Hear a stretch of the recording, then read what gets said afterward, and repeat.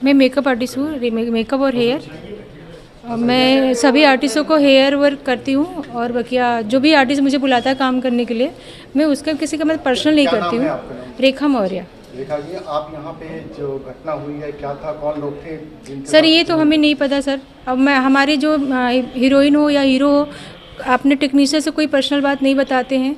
हम लोग इंटरफेयर भी नहीं करते हैं कि आप हमें अपना पूछने का हक भी नहीं देते हैं कि आप हम यहाँ जा रहे हैं वहाँ जा रहे हैं, हमको रोकने का हक नहीं है। पूछेंगे, अगर मैं पूछती हूँ मैडम आप कहाँ जा रहे, तुमसे क्या मतलब, तुम होती कौन, पूछने का कोई हक नहीं है, इसलिए हम लोग को बताते नहीं। वो लोग कुछ कारण पता चलता है कि किस कारण से? सर वो लड़की बहुत अच्छी थी और किसी से डरने वाली नहीं थी, बहुत दिलदार थी वो लड़की, हंस खेल के काम करने वाली थी और अपने स्टाफों का बहुत केयरिंग करती थी।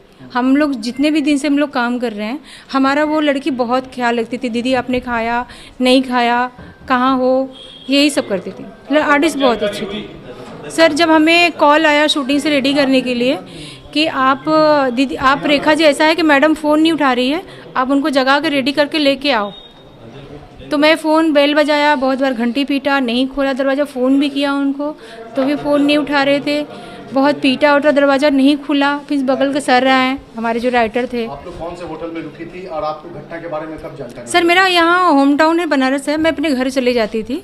मैं होटल पे बहुत कम रुकती थी, जैसे काम नहीं है तो मैं अपने घर चले जाते थे कि चलो भाई अपने घर में बच्चे के साथ में थोड़ा बहुत टाइम भी बिता लें, और ज़्यादा होटल में रुकते नहीं थे। रात में हमारा काम था तो सुबह हमको रेडी करने के लिए बोला गया था कि आप 7 बजे तक कॉल टाइम है, आप रेडी करके दे देना हमको, मैडम को। तो फिर बाद में हुआ कि नहीं मैडम का लेट होगा, पहले जो विलन लोग हैं जो संजय जी हैं पहले उनका काम होगा, आप मैडम को आराम से रेडी करना 10 बजे।